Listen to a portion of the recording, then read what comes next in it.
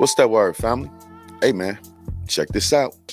2022 is already coming in with a bang. We've seen tragic loss of popular actor Betty White, weeks away from her 100th birthday.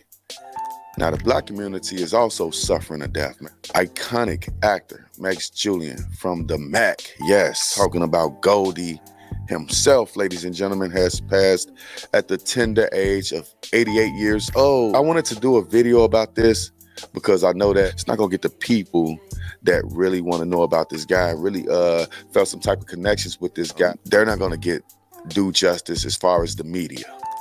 So that's why I did a story about this. Even though I'm not gonna get too many views off of it, I do believe that we talk about this iconic figure right here, man, Goldie from the Mack, man. One of my favorite movies. I must admit, I really enjoyed that movie. It was definitely a movie about a black man being strong. A lot of people don't see that like that, but that's how I see it. It was a movie about black men being strong. And, you know, you can call it whatever, blaxploitation, but blaxploitation always had men playing men and women playing women. So that's why I give blaxploitation films, I give them a little bit of credit for what they did for the community. These were superheroes, these guys right here. All right, so Max was a classically trained actor, born on July 12, 1933 in Washington, D.C. He began his career in off-Broadway theater before pivoting to film. His credits include 1968 Psyched Out and 1970 Getting Straight.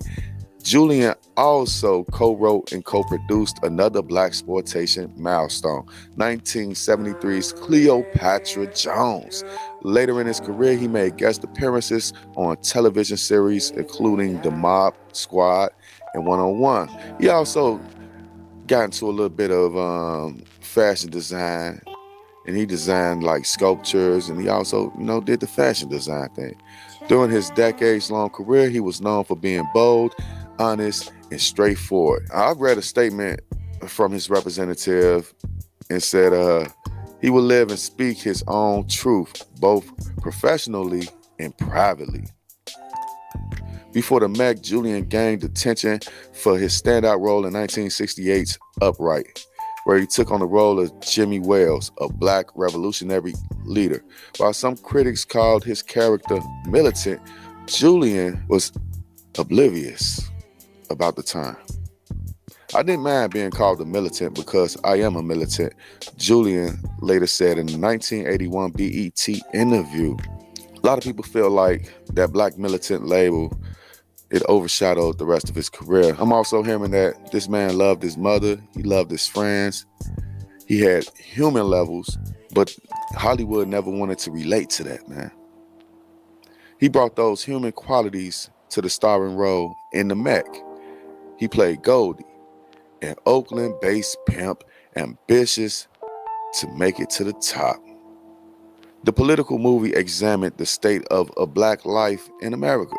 In a 2002 documentary about the movie titled Mackin' Ain't Easy, Julian noted that there was war in the air of sadness in his character. The film first screened in mostly black markets where it was a huge hit.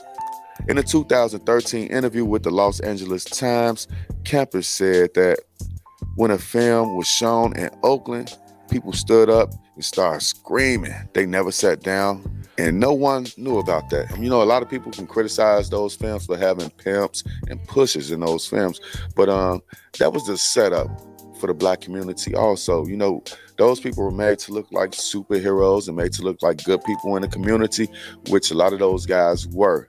It's not our fault that the government may have helped out the community in its own destruction. And it's a lot of studies that focus on that. And a lot of people believe in that. And government has a role to play as far as the destruction of the black community as well. Like the old saying goes, we don't have no planes, we don't have no boats, so how the hell is the dope getting over here? I'm talking about tons and tons of dope. Nobody really want to go after the drug dealers, but they come to the black community and they want to kill us, kick our ass, throw us on the hot hood of a car, put your hands up, search you, grab your balls, all of that type of stuff. That's what they want to do in our Black community because it just shows power. It shows power.